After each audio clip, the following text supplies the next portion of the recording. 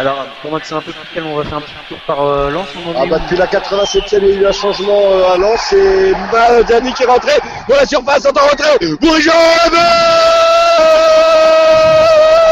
Benjamin Bourgeon. Cette fois, c'est lui. Oh, la fin de match est complètement folle. Vert a poussé, vraiment, Vert a poussé. Alors, ouais, l'arbitre Damien se fait à boucher, terminé. Gaston Gérard, victoire importante pour le DFCO. Victoire importante puisque grâce à cette victoire, le DFCO prend la tête du championnat. Où ça vient râler. Les Valenciennois viennent râler auprès de monsieur l'arbitre pour cette main en fin de match. Si l'arbitre siffle le pénalty dans la dernière seconde, ça change tout. En tout cas, Valenciennes peut avoir des regrets. Dijon s'impose 1-0 face à Valenciennes. Ici à Gaston Gérard. On va suivre la fin de match avec Laurent du côté de Lens. Est-ce que c'est terminé ou est-ce que ça se joue encore? C'est pas fini encore. Les deux équipes viennent de se replacer. Le coup d'envoi est donné par les Brestois, mais l'arbitre, voilà, siffle. La fin du match. Bollard chante, Bollard est heureux, tout va bien ici.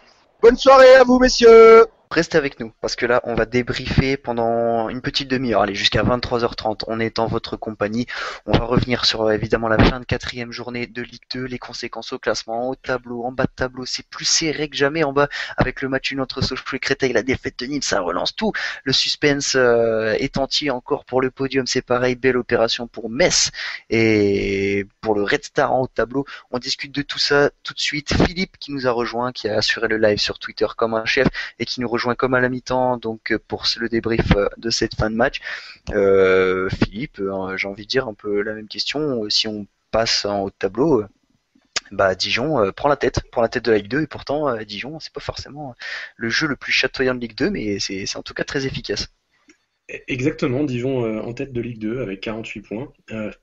C'est peut-être pas le jeu le plus chatoyant, mais on a longtemps reproché à Dijon ces dernières années d'être en tête au bout de 20-25 journées, de produire du beau jeu, et puis finalement de vendre ses meilleurs joueurs au mercato d'hiver. Moi, je constate que Dijon, pendant son mercato, ne s'est pas affaibli, n'a vendu aucun joueur, que Dijon gagne les matchs qu'il doit pas toujours gagner, en tout cas les matchs difficiles. Dijon, cette équipe, est capable de gagner ces matchs-là. Et honnêtement, avec 10 points d'avance sur le quatrième, j'ai envie de dire, 9 points d'avance. 9 points d'avance sur le quatrième, puisque le Red Star a gagné. Le Red Star, pardon, voilà. 9 points. Mais en tout cas, bon courage à eux pour rattraper Dijon, parce que si Dijon se montre efficace en plus maintenant dans les moments chauds, sur un match qui domine pas forcément, c'est ultra positif pour cette équipe et ouais, elle est très très bien partie. Tiens, d'ailleurs, pour être totalement complet, on va rappeler dans cette 24e journée que lundi soir, il y avait l'ouverture de la 24e journée entre le Paris FC, donc la Lanterne Rouge, et Clermont. Ça s'est soldé sur un 0-0, voilà, assez triste spectacle, on va pas se mentir. Sur le pelouse, pas grand chose à signaler. C'est vrai qu'il y a eu 2 beaux arrêts d'Alexis Thébault contre un de l'autre côté pour Caillard, 0-0. On va faire le point sur le classement tout de suite. Je vais vous donner le classement. Donc premier Dijon 48 points, deuxième Nancy 47, troisième Metz 42. Quatrième le Red Star 39, cinquième le Havre 38, sixième Clermont 38, septième le Racing Club de Lens qui a gagné 37, Auxerre 8e 35 points, neuvième Tours 32 points, dixième Bourg-en-Bresse 31 points, onzième Brest 30 points, douzième Laval 29, treizième l'AC Ajaccio 28 points qui s'est donné de l'air sur la zone rouge, quatorzième Niort 26 points, quinzième Valenciennes 25 points, Évian 16e avec 24 points et là on entre dans la lutte pour le maintien. 17e Sochaux 22 points à la différence de but devant Créteil 18e 22 points mais avec moins 17 au compteur. 19e Nîmes qui réintègre la zone rouge avec 21 points suite à sa défaite à Ajaccio. Et enfin, Lanterne Rouge, le Paris FC avec 17 points. Le Paris FC qui compte donc que 5 points de retard sur le premier non relégable, Sochaux de ce fait. Puisqu'on parle de bas de tableau, on ne peut pas passer à côté encore de la grosse contre-performance de Sochaux quand même. Sochaux qui mène 1-0 à Créteil, qui a 11 contre 10 et qui finalement se fait encore égaliser. J'en connais qui doivent vraiment être dépités du côté de la bande abonale, du côté de David. À mon avis, ça doit un peu faire la gueule encore ce soir. Ouais, c'est complètement hallucinant parce que quand Sochaux revient sur le terrain, marque rapidement, se retrouve à 11 contre 10 avec ce coup de pied kung-fu d'Andrea Sima. A priori, bon, pas vraiment méchant, mais bon, de toute façon, le carton rouge est totalement justifié. Mais que cette équipe arrête de jouer. Alors, c'est marrant parce qu'il y a des supporters socialiens là, qui ont demandé à Thomas Gerber en fin de match pourquoi ils se sont arrêtés de jouer et Thomas Gerber leur aurait répondu parce qu'on mène 1-0 donc on mène 1-0 on plie la boutique. Ouais, C'est ok. vraiment incroyable d'entendre ça, enfin même si Donc le club est en ça veut dire que c'est quand même des consignes d'Albert Cartier finalement. ah oui, oui, non, mais Ou là, alors, j'imagine, où c'est un problème dans la tête, c'est un problème de confiance, mais Sochaux, on se compte 10 face à une équipe de Créteil qui est complètement mal en point, enfin, doit enfoncer le clou. Mais voilà, le gardien est très fébrile, Sochaux est fébrile en ce moment, ça s'arrange pas. Ils reçoivent le Red Star vendredi, le Red Star qui a encore gagné ce soir, Très belle donc équipe. bon courage à eux également, quoi. et on a pas mal de réactions sur Twitter. Les amis, utilisez bien le hashtag LiveML2. Ce sera plus pratique pour nous pour recenser toutes vos questions. Il y a les couleurs croix qu'on salue qui nous invite à suivre notre débrief. Ils sont un peu pessimistes en ce moment. En ce moment, Malheureusement. profitez, apprenez sera peut-être plus. Ça parle de national, tout ça. Bon, rassurez-vous, amis Evianais, vous n'êtes pas les pires. On vient de parler Créteil-Sochaux. Youssef, qu'on salue aussi, Créteil-Sochaux, un partout, un nul qui n'arrange personne. Bah ouais, c'est totalement ça, mais bon, j'ai envie de dire quand même que Créteil fait une belle. Enfin, vu qu'ils étaient menés à 10 contre 11, j'ai envie de dire que Créteil prend quand même un bon point contre Sochaux. Sinon, on a une question un peu plus amusante pour rester pour revenir sur Dijon. Nico qui nous dit Florian, vous pensez quoi de de la chatte dijonnaise en ce moment, un peu de la réussite. Est-ce que c'est de la réussite à Dijon pour toi Florian, ou est-ce que au contraire c'est logique cette première place? Bah, au vu des matchs dijonnais, on peut se dire que c'est chanceux quand on voit la deuxième période où Valenciennes n'a fait que dominer. Mais à force de voir ce genre de match se répéter, on peut se dire Après, on peut dire la que même ce n'est pas chose que le destin. À Lens où ils font un partout. Je veux dire, en deuxième période, ils doivent plier le match. Il y a Loïs Diony qui loupe une balle à 50 cm de la ligne. Enfin, ils ont eu les meilleures occasions. Joris Del a fait un énorme match. Bon, pour moi, c'est quand même logique qu'aujourd'hui Dijon soit en haut. Mais bon, C'est logique justement. Parce que à chaque match, on dit pourquoi ils gagnent, mais à la fin, ils gagnent toujours. Donc c'est qu'il y a quand même, il y a quand même un bel effectif à Dijon. Quoi qu'on en dise, Tavares, il y a quand même une belle équipe et c'est logique de les voir si haut au classement. Mais quand on voit certains matchs, on se demande comment ils font pour gagner ces matchs. Et justement, ça prouve que Dijon ne vole pas sa place en haut de tableau, quoi. Gagner des matchs difficiles, Dijon est c'est un peu vraiment en train de important. devenir le patron, finalement, en prenant la place de Nancy. On sait qu'à la trêve, on avait dit, voilà, Nancy, c'est le boss de la Ligue 2, Nancy est au-dessus. Dijon, grâce à un super mois de janvier, ce qui n'est pas habituel chez eux, je le répète, s'affirme en tant que patron. Ce qui est hyper intéressant, c'est que la 25e journée, on a quand même un Nancy-Metz et un match Le Havre-Dijon. On va vite voir voilà, si lequel des deux est le plus patron finalement. Mais clairement, s'il y a une des deux équipes qui s'impose vendredi, on pourra dire qu'elle a un pied et trois orteils en Ligue 1. Hein. mais c'est vrai que pardon, en parlant du Havre, il y a une série. On avait dit que il allait avoir une série importante pour un peu voir le potentiel de cette équipe. Ça a commencé par un déplacement au Red Star concurrent direct. Ça va enchaîner avec Metz et Dijon. C'est Et ça, puis Dijon. Le Havre qui a perdu ce soir. Et le Havre c'est pareil. Je veux dire c'est une équipe qui n'arrive pas vraiment à enchaîner, qui enchaîne un match pas très très bon, un match sérieux comme contre Lens ce week-end.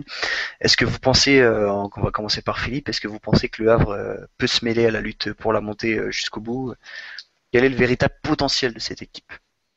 Moi, le Havre, je les avais placés dans mes favoris en début de saison, mais bon, maintenant, cette équipe n'a plus grand-chose à voir. Alors, malheureusement, en multi, c'est très dur de suivre l'intégralité des matchs. Donc là, j'ai pas vraiment d'avis sur le match de ce soir. En revanche, pas mal de nos tweetos, ça vrai, étaient quand même assez circonspects face à la composition composition d'équipe de Bob Bradley, avec notamment Alice Mousset sur le banc, qui rentre finalement et qui marque. C'est vrai que j'ai quelques doutes du coup là sur le Havre. En fait, j'ai vraiment du mal à voir qui va aller embêter les trois de devant, Dijon, Nancy et Metz, qui me semble, pour les deux premiers, avoir beaucoup d'avance, et pour Metz, mettre les buts et prendre les points quand il faut, où il faut, et ça va pas être simple derrière de suivre le rythme. Et toi, Florian, qu'est-ce que tu penses de cette équipe du Havre? Parce que sur le papier, c'est quand même un effectif taillé pour la Ligue 1. Enfin, en tout Ouais, cas, un effectif, un à bon chaque stade. ligne. Mais aujourd'hui, c'est le Red Star qui a été vraiment impressionnant. Enfin, on a Mm. vu quelques actions où les Havrais ont essayé d'attaquer, mais ils sont butés soit sur le gardien francilien, soit sur la défense. Et je ne pense pas que ce soit le match où on peut reprocher quelque chose au Havre, mais vraiment le Red Star est très impressionnant. On a vu, et leur mercato est également intéressant.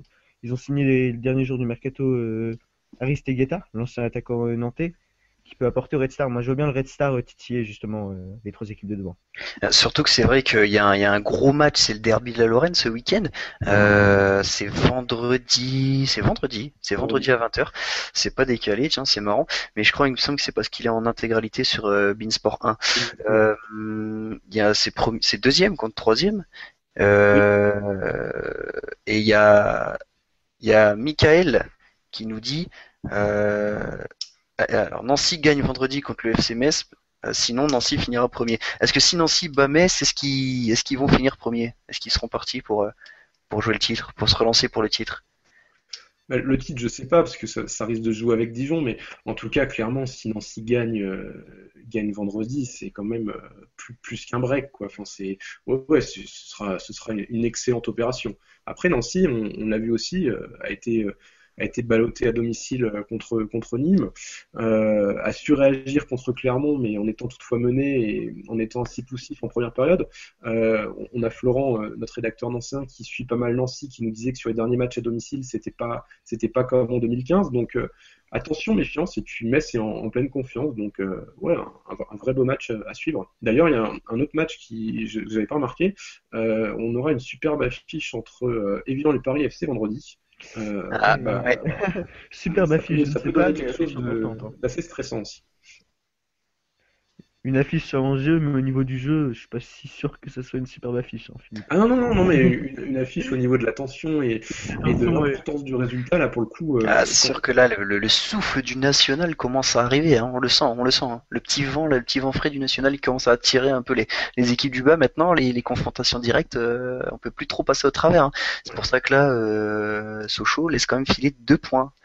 2 points. Nîmes, on en parle. Nîmes, évidemment, dommage que Colin ne soit pas là, notre ami nîmois qui est bien au fait de l'actualité nîmoise, mais finalement on constate qu'avec 4 victoires consécutives, bon, il partent avec 8 points de pénalité, on le rappelle, mais là il réintègre la zone rouge à la 19e place avec cette défaite à Ajaccio.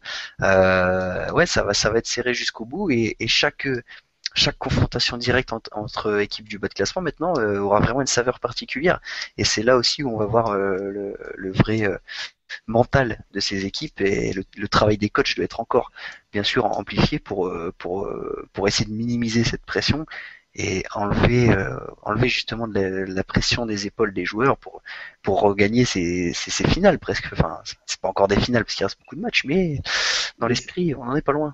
C'est là où on retrouve l'AC Ajaccio qu'on connaît, fort à domicile, capable de prendre les points quand il faut, capable de gagner les matchs importants.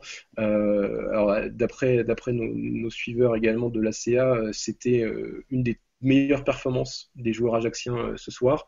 D'ailleurs, pour le petit clin d'œil, les ramasseurs de balles de l'AC Ajaccio ont été gentiment mis de côté par la LFP parce que ils rendaient le ballon trop lentement apparemment. Bon, Donc le délégué de la ligue les a switchés. Ça c'est une grande première, ça. Ouais, c'est une première, donc on se rencardera un peu là-dessus pour en savoir plus, mais donc c'est à la première à 1-0, apparemment ils étaient trop lents pour rendre la balle.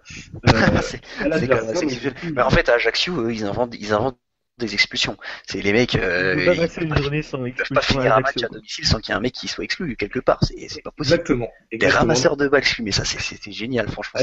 C'est Donc voilà, les ramasseurs de balles sont bien sûr convoqués devant la commission de discipline, hein, sous réserve des 15 jours habituels. Bien sûr, Kevin, 12 ans, Mathis, 11 ans, bien sûr, ils vont passer devant la LFP, carton rouge, paf, tac. Non, c'est génial, franchement. Et tant que la Ajaccio nous prend un communiqué aussi savoureux que oui, ils sont excellents. Peut-être d'ailleurs qu'il y aura un communiqué, franchement, c'est excellent. Parce que bon, on va pas se mentir, franchement, ça se fait dans tous les stades. Évidemment, l'équipe à domicile mène, je veux dire, évidemment que les ramasseurs de balles se précipitent pas pour rendre le ballon. Enfin, après, je sais pas, on n'a pas tout vu, c'est un multiplex, on n'a pas vu exactement ce qui s'est passé. Peut-être que qu'il y a eu vraiment de l'abus. Mais en tout cas, moi, j'avais jamais entendu ça, quoi. C'est une première, une grande première. Ah, ouais. Donc en tout cas, Ajaccio qui gagne son match, qui est 13e avec 28 points, donc qui prend ses devants. Ça me permet de rebondir là, sur la demande sur Twitter de notre ami Paulito53 qui nous demande de parler de Laval un petit peu. J'ai vu, j'allais venir. Voilà, Laval-Ajaccio, prochain match. Laval qui avait pareil pris pas mal de points en début de saison, qui a bien fait d'ailleurs. Finalement piétine un peu, là, 29 points. C'est vrai qu'on n'a pas grand chose à dire sur Laval dans le sens où c'est vraiment typiquement l'équipe du ventre mou cette saison. C'est ça. J'ai envie de dire, Laval fait du Laval. Au final, on les attend pas. Non, pas mais plus ils sont à leur place. Et Voilà. après, c'est dommage parce qu'on avait vraiment vu des belles choses en début de saison. Moi, honnêtement, je pense qu'il leur manque un Bekamenga. Clairement. Je sais Non, pas, ils ont un joueur comme Aliaou qui fait beaucoup de bien et qui nous a fait plaisir aussi en début de saison. On avait vu beaucoup de choses au niveau du jeu plus que d'habitude. Là, ils sont dans une mauvaise période, mais voilà, ils peuvent très bien rebondir contre Ajaccio. Enfin, voilà, je me fais pas de soucis pour eux, pas d'inquiétude. Après, voilà, ils vont pas non plus remonter très loin. Donc, le ventre mou, ce sera très bien et Nous on assurons le continuera maintien d'avoir des buts à Laval. assez vite et puis voilà. Non, mais c'est vrai que finalement, oui, pour moi, Laval est à sa place. Je veux dire, bon, on a toujours connu Laval oscillant entre la 7e et puis la 15e quand ça allait un peu moins bien, mais au final, c'est une équipe qui flirte, à part au début quand ils sont remontés, mais ils flirtent pas souvent avec le maintien de justesse, et puis bon, ça se mêle pas trop non plus à la lutte. Bon, voilà, Laval fait son petit bonhomme de chemin. C'est vrai, comme tu dis, la semaine prochaine, moi je pense qu'ils gagneront la semaine prochaine, enfin, pas la semaine prochaine, mais le prochain match, s'ils reçoivent, tu dis qu'ils reçoivent Ajaccio, c'est ça, Philippe? Ajaccio, ouais, tout à fait. Ouais. Bah, et moi je les vois bien gagner, tu vois, à domicile contre Ajaccio, et puis voilà, repartir vers la 9e, 10e place. Ouais, je pense pas qu'il faille s'inquiéter pour Laval, en tout cas, cette saison. Non. Après, attention, on dénigre pas non plus Laval. Moi, je trouve ils sont à leur place. Ah non, moi je ils trouve, travaillent honnêtement, bien. je trouve qu'avec les moyens du club, C'est enfin le ça. budget, c'est un club plutôt familial, etc. Ils font quand même du super boulot, ils sont C'est ça. réguliers. Moi, c'est un peu, je sais pas, pour moi, c'est un peu genre le Lorient de la Ligue 1. Enfin, Lorient, c'est typiquement le club que tu vois 10e en Ligue 1, qui fait du taf, qui fait pas trop de bruit, qui déniche des bons joueurs, notamment de Ligue 2, voilà, qui Ouais, essaye de jouer, et puis, Laval qui forme de bons joueurs aussi, hein, le petit ouais, tout à fait. Mukele. Oui, Tout oui, à en fait. plus. Tout à fait, en plus. Ou là, qui fait des prêts gagnants. Rachid Alioui, prêté par Guingamp. Non, et franchement, il y a des bons joueurs. Et il y a Anthony, il y a le capitaine, forcément, Anthony Gonçalves, emblématique. Mais du coup, Là, tu non, vas être Stéphane Tix. enfin, en tout cas, je pense que tu cites n'importe quelle équipe de Ligue 2, tu leur dis prochain match, c'est un déplacement à Laval. Je crois qu'il y a personne qui est content de se déplacer à Laval parce que on sait que c'est toujours, je sais pas, c'est toujours une équipe compliquée à manœuvrer. Laval, ça prend jamais de carton. Enfin, c'est un peu, voilà, c'est des équipes comme cette année Tours, Laval, Niort. Dans une moindre mesure parce que Niort galère un peu plus, mais c'est des équipes comme ça qui sont un peu emblématiques de la Ligue 2, j'ai envie de dire, même si forcément on aspire toujours à monter, mais bon, après voilà, il y a que 3 tickets, peut-être 2 à l'avenir, qui sait, donc ce sera de plus en plus compliqué. Et clairement, les joueurs détestent jouer Laval. Enfin, moi, pour en discuter souvent avec eux, c'est exactement ça. C'est le club qui n'aime pas jouer parce qu'ils savent que Denis Zonko, actuellement, va faire jouer son équipe de manière à ce qu'elle soit très embêtante. C'est des joueurs lavallois qui sont toujours hyper bien organisés, hyper rigoureux, hyper stricts, avec un bon gardien, Capone. C'est une équipe que les joueurs n'aiment pas jouer. Et clairement, ça, c'est exactement ça. Donc, tant mieux pour eux que ça continue comme ça. Et puis aucun problème pour eux. Si on déroule le classement aussi, bah, tiens, pour reparler un peu d'hier, Clermont, ouais, j'ai fait le live hier, Clermont, on n'a rien proposé hier. C'est étonnant. C'est un match, comme ça, qu'ils ont laissé filer, enfin pas laissé filer, mais ils n'ont pas proposé grand-chose. Moi, je pense que Clermont a un coup à jouer cette saison. Mais Pas vous?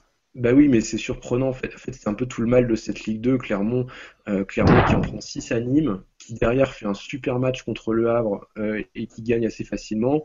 Et puis bon bah la défaite à Nancy, c'est un match à part, j'ai envie de dire. Puis là qui à Paris propose rien, se contente presque d'un nul 0-0. Mais Clermont, Le Havre, alors Lens dans une moindre mesure, parce qu'ils ont fait une belle série, mais c'est ces équipes, Auxerre par exemple, pareil, qui n'arrivent pas à enchaîner en fait, qui gagnent, qui perdent, et finalement pour moi c'est trop faible actuellement. je me répète, mais je ne vois pas comment ces équipes-là peuvent aller concurrencer les trois de devant.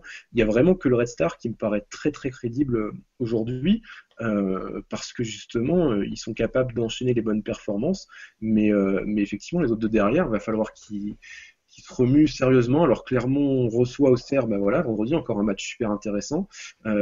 C'est bien, au fur et à mesure, Mais de toute façon, il n'y a que des matchs intéressants, on va pas se mentir. Ouais, non, mais là, Il n'y a que des matchs intéressants, on le sait. Là, non, là, On le sait. c'est que ça va. En fait, on va commencer à y voir plus clair parce que clairement, il y a dans le top 8, là, il y a 8 équipes en fait. Mais c'est ça. En fait, ça va. depuis le début de saison, c'est vrai que il y avait, en début de saison, il n'y a pas vraiment de leader qui se dégageait rapidement, etc. En fait, tout était un peu serré en début de saison, enfin jusqu'à maintenant, jusqu'au, on va dire, les 21, 22e journées, tout était encore assez serré.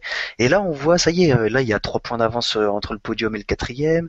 En bas de tableau, il y a 3 équipes qui luttent entre la 17e et la 19e place. Au-dessus, bon, Evian et du coup, limite Valenciennes et limite aussi. Mais après, ça commence à grappiller des points. Là, par exemple, Ajaccio a 6 points d'avance maintenant sur la zone rouge. Niort en a 4, donc un petit break d'avance. C'est vrai que là, c'est bien, ça va rajouter aussi ce piment-là, parce que les places commencent à valoir cher, quoi. Mais attention tout de même, hein, Dorian, ils ont quelques points d'avance, mais on se souvient d'Orléans la saison dernière qui avait Ouais, exactement, c'est ce que je disais tout à l'heure. beaucoup d'avance. J'ai vu d'ailleurs Guillaume Lorion en interview qui nous disait qui justement, ils se sont vus un peu maintenus bien vite, et il faut bien faire attention à ces équipes qui peuvent croire au maintien vite et qui finalement, à la 38e journée, arrivent dans le banc des relégables. Ouais, après Evian, je pense que par exemple pour citer Evian là, parce qu'il y a Couleur Croix qui est pas très optimiste, clairement Avec Evian, enfin, je veux dire, eux ils sentent très bien le danger. Après c'est une question de tout reste non, à mais des savoir équipes comme comment réagir. Ajaccio par exemple ou Niort, plutôt Niort, qui n'ont que 4 points d'avance. Hein. Ah En ouais, deux non, mais journées, ils ça peut aller peuvent. très vite, bien sûr, ça peut aller très vite. Mais ce que je veux dire, c'est qu'il commence à y avoir quand même des mini écarts. Voilà, Niort possède un break, un mini break d'avance, alors qu'avant, bon, bah, entre je veux dire, la 19e et la 12e place, des fois, t'avais 2 ou 3 points seulement. Ou entre la 3e et la 9e place, t'avais 2 points et n'importe qui pouvait remonter sur le podium quasiment en cas de victoire. Donc là, les écarts commencent à se creuser, la hiérarchie commence à s'installer. Et puis après, les rapports de force sont plus tout à fait les mêmes, hein. Donc forcément, ça commence à être vraiment vraiment intéressant, et on voit les Nancy-Metz la semaine prochaine, ça va valoir très cher. Tu disais que c'était Ajaccio, oui, Laval, Ajaccio, non, ça va. Mais voilà, il y aura des confrontations qui font qu'il y aura de l'enjeu. Ouais. On a une réaction, je sais pas si vous avez vu, on a Laurent en direct de Bollard qui vient de nous envoyer une réaction d'Alex Dupont. Alex Dupont en conférence de presse qui vient de dire que l'entame de match des Brestois avait été catastrophique, que l'équipe n'était pas en première période. Et par contre, il trouve qu'il a vu une bonne période sur le plan technique en deuxième mi-temps, contrairement à la première, donc, qui était affligeante d'après ses propres dires. Mais il trouve quand même que son équipe est joueuse. Il faudra peut-être revoir certains principes. Ouais, c'est du Alex Dupont tout craché, Voilà. c'est le Complètement mec. à côté de la plaque, mais tout va bien. C'est Je- bien en fait, qu'entre en fait, Alex Dupont et Gervais Martel, il n'y a rien qui va mal dans c'est ces non. deux clubs. Mais je pense que il y a Franck Moquet-Ripou sur Twitter là, qui nous écoute, qui nous dit: les gars, tous les supporters savoyards sont inquiets. Mais on devrait faire un classement. Je pense qu'on devrait faire un classement entre les supporters d'Évian, les supporters de Sochaux, Les les supporters supporters de brestois. Créteil. Bon, on les entend Il y a pas les trop. supporters de Créteil. Les supporters du Paris FC, les supporters de Créteil, les supporters de Brest. Honnêtement, on devrait faire un classement, parce que il y a quand même énormément d'équipes qui galèrent, et au-delà de ça, même là, il y a des, je parle d'Évian et de Sochaux et encore plus de Brest. Enfin, en fait, c'est qu'il y a la direction n'est pas claire. Enfin, il y a pas de, il y a pas de plan, il y a rien, quoi. On dirait qu'il y a l'impression qu'il n'y a pas de plan, en fait. C'est les Mais- matchs se déroulent et il y a pas de plan de secours, il y a rien, il y a pas de réaction. Enfin, c'est un peu compliqué. Non, mais c'est vrai que quelque part, on peut aussi comprendre les supporters évianais dans le sens où cette Ligue 2 est tellement indécise en bas que c'est vraiment très dur de trouver les trois équipes qui vont descendre. Je dirais même que le PFC, en étant décroché, n'a que 5 points de retard sur Sochaux. Et on peut même pas dire que le Paris FC est Ah non, condamné, c'est sûr, parce c'est qu'il sûr. suffit d'une série de 3 victoires et ils seront tout de suite relancés. Et donc, quelque part, être 16e avec seulement 2 points d'avance, je pense que les supporters évianais sont en fuite totale, parce que ils se rendent bien compte que bah oui, que s'ils font pas une série, ils peuvent vite tomber dans la zone rouge. Et là, honnêtement, Exactement. Franck Ripoux nous précise 10 défaites sur les 13 derniers matchs de Ligue 2. Oui, clairement, c'est un rythme de relégable. Donc oui, ça chauffe quoi. En plus, si on prend les matchs actuels, bon, Nîmes a subi un coup d'arrêt, mais avec leurs 4 victoires en janvier, forcément, puis avec leur situation, ils partent de tellement loin que eux, forcément, sont sur une spirale plutôt positive. Alors que le Paris FC, moi, j'ai quand même du mal à imaginer le Paris FC tout à coup, là, pour les avoir vus hier contre Clermont. C'est dommage parce qu'ils ont mieux joué. Ils ont eu plus d'opportunités, ils ont quelques joueurs très intéressants, mais ça reste quand même, ça reste quand même faible. Ça reste quand même faible et honnêtement, à 5 points de retard, je les vois quand même mal enchaîner des séries maintenant. Enfin, bon, après, voilà, tout peut aller vite, mais. Moi, je pense que c'est vraiment un vrai problème mental pour le PFC et je pense que s'ils gagnent un match assez rapidement, on pourrait être très très surpris. Là, ils jouent à Evian et derrière, ils reçoivent Nîmes. Il suffit de gagner un de ces deux matchs-là. Ah oui, ça va être des tournants. Ah là, ça va être les tournants. C'est sûr que s'ils perdent ces deux matchs-là, c'est quasiment fini. Là, on est d'accord. Mais il suffit de gagner un de ces deux matchs et je pense que on pourrait avoir une très grosse surprise parce que finalement, ils sont décrochés, mais ils sont pas si loin que ça. Et quand tu gagnes pas 21 matchs, je pense qu'à un moment donné, quand ils ont gagné un match, ça peut faire un truc à la Nîmes où ils seront capables d'enchaîner 3-4 matchs de folie sans qu'on sache pourquoi. Après, il y a un bel effectif au PFC. Enfin, oui, forcément. L'effectif On a parlé PFC. cet été, je sais plus combien de rédacteurs ont placé PFC dans leurs favoris pour la montée en avant-saison. Donc oui, l'effectif est là, mais ça a jamais On se demande justement on se demande comment ça ne prend pas, quoi. Enfin, quand on voit les joueurs et qu'on compare par exemple à d'autres. Après, aligner des noms sur un papier, mais créer un groupe, c'est différent. Voilà, il y a certainement eu des manques avec l'arrivée de Denis Renaud. La faute n'est pas rejetée que sur Denis Renaud, mais certainement qu'il n'y a pas eu, le staff et puis les joueurs n'ont pas réussi à créer, un vrai groupe, un vrai collectif avec toutes ces arrivées, même si sur le papier c'était des noms expérimentés, des Alexis Thébault, des Nicolas Fauvert, et finalement, il y a peu de joueurs qui sont vraiment performants et au final encore hier je voyais c'est un Tiekuro Keita qui était pas forcément sur le papier, qui est pas très connu, qui surnage quoi dans cette équipe. Donc après le mercato, là il y a l'arrivée de Jonathan Bamba qui a fait un très bon match hier. Il y a Diarra qui va jouer vendredi. Et qui? Diarra qui revient vendredi. Oui, il y a Cheikh Fantamaria Diarra qui va revenir de suspension. Il y a il est capable de mettre 8-9 buts, Diarra. Ah ouais, mais c'est quand même un beau. Moi j'ai été étonné. Par exemple, Diarra, j'ai été étonné que pas mal d'Auxerrois soient contents de son départ. Bon, moi je trouvais que c'est quand même un joueur assez honnête, en tout cas qui peut-être tous les matchs. Peut-être c'est vrai qu'il manquait quand même d'efficacité pour un certain moment, mais pour avoir suivi l'épopée la saison dernière d'Auxerre en Coupe de France notamment, lui, il avait fait des gros matchs en Coupe de France et bon, il a pas des statistiques de folie, mais je trouve que c'est quand même un joueur qui comptait dans l'effectif d'Auxerre, donc ouais, belle recrue aussi pour le PFC sur le papier. Après c'est toujours la même chose. À voir est-ce que le mercato va donner un coup de fouet ou pas à cette équipe, c'est peut-être ce qui peut les sauver en tout cas. Ouais, c'est à suivre effectivement. Et du coup c'est vrai que pour revenir un peu sur le cas de Brest, c'est vrai que on sait qu'Alex Dupont part avec le président Kermarek, c'est un secret pour personne, ils l'ont annoncé, il partait, et c'est vrai qu'on a l'impression c'est pas qu'il s'en fout, mais qu'il y a pas de, tu vois, par exemple là, il perd à Lens et visiblement il dit ouais mais c'est pas, les gars ont fait un bon match et tout, une bonne deuxième période, on a vu du jeu, franchement moi je comprends les supporters de Brest, ils sont dépités depuis un bon moment et c'est incroyable que les choses bougent pas, mais c'est incroyable. Mais c'est pour ça qu'on consacrera la semaine prochaine probablement un long reportage à la situation brestoise, parce que ça mérite un gros coup d'œil entre ce qui se passe en coulisses, en tribune, et puis ce qui se passe au niveau de la politique sportive, qui est hallucinante, avec des joueurs comme Platgé qui sont achetés pour être le buteur et qui repart 6 mois après. On se demande où est-ce qu'ils sont allés le trouver. Enfin, des recrutements complètement farfelus, bizarres. Je pense que plus personne ne comprend rien de ce qui se passe à Brest, et finalement les dirigeants ont l'impression qu'ils prennent le parti de s'en vanter quand ils gagnent un match, de faire limite le tour du terrain et d'aller haranguer leurs propres supporters. Moi je trouve ça complètement. Il ne reste que Bruno Grougier à Brest. Pardon?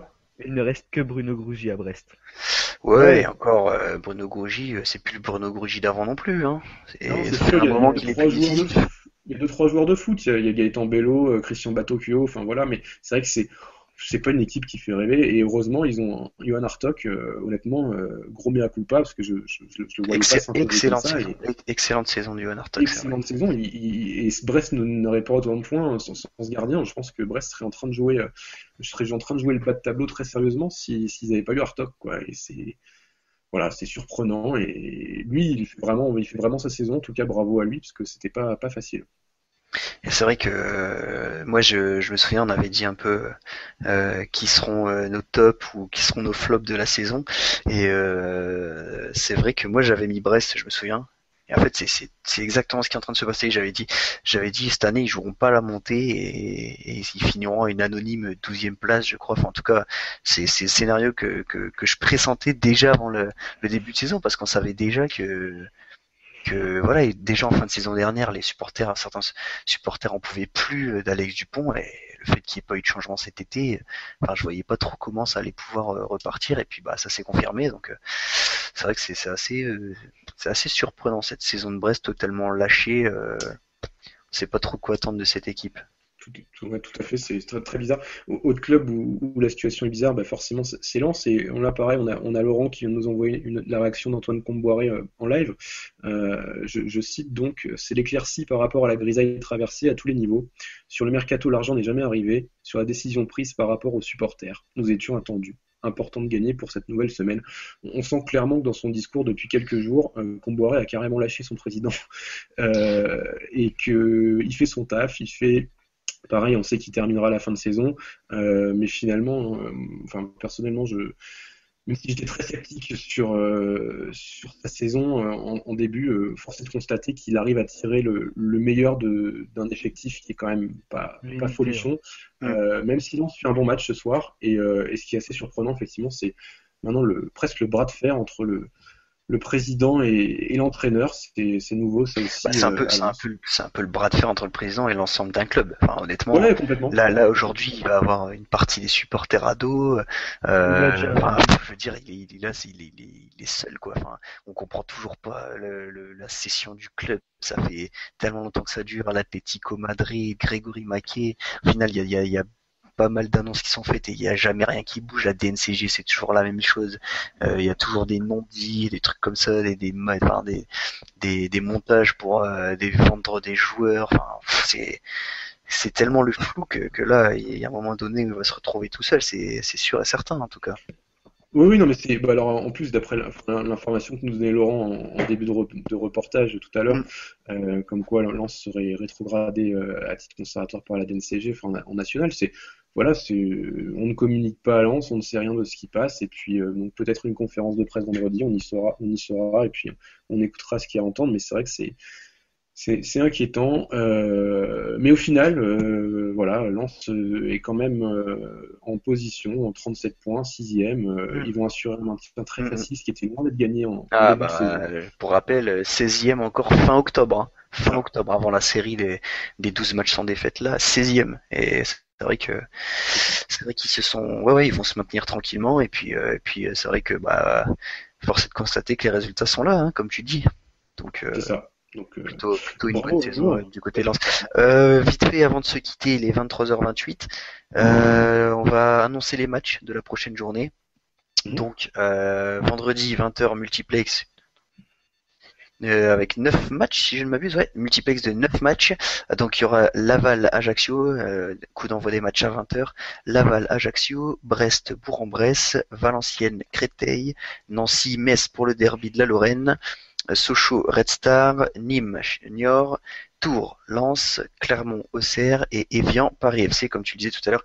Match très important en bas de tableau et ce sera en tout cas là en cas de défaite côté Evian, ce sera vraiment très très très inquiétant. Et enfin lundi, ah oui, donc pas de match samedi, pas de match dimanche. D'accord. C'est ça. Ok, donc pour une fois le calendrier est un peu modifié, donc clôture de la 25e journée lundi avec Le Havre Dijon, belle affiche aussi. Du tableau à suivre sur Eurosport 2 comme tous les lundis. C'est Eh ça. bien, Il y aura messieurs, Nancy Metz en intégrale sur beIN 1 vendredi soir, donc c'est pas mal d'avoir un match du multi en intégralité. Il n'y a pas de Ligue 1 vendredi, c'est pour ça qu'on qu'on pourra profiter de Nancy-Metz en intégralité. Allez, pour finir, on va finir avec une citation de l'entraîneur d'Évian, Romain Révelli. Le premier but, c'est un gag. Eh ben, c'est un peu à l'image de l'équipe d'Évian cette saison. On comprend pas trop. Bon, messieurs, merci beaucoup d'avoir fait le débrief d'une demi-heure. On se retrouve très vite. Les enseignements, toutes les infos de la Ligue 2, bien sûr, c'est sur maligue2.fr. On remercie encore Kevin Petit qui nous a assuré le live Dijon-Valenciennes depuis Gaston Gérard et qui est en train de récupérer toutes les réactions que vous retrouverez aussi sur maligue2.fr.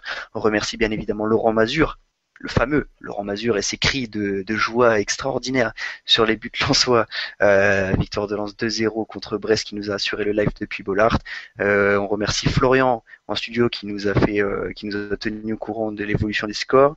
Et on remercie Philippe qui a assuré le live sur les réseaux sociaux, qui est venu faire les débriefs à la mi-temps et en après-match. Bonne soirée à tous, merci de nous avoir suivis, on espère que ça vous a plu, on espère que vous retrouvez très vite et on essaiera de renouveler cette expérience assez rapidement en tout cas. Allez, bonne soirée tout le monde.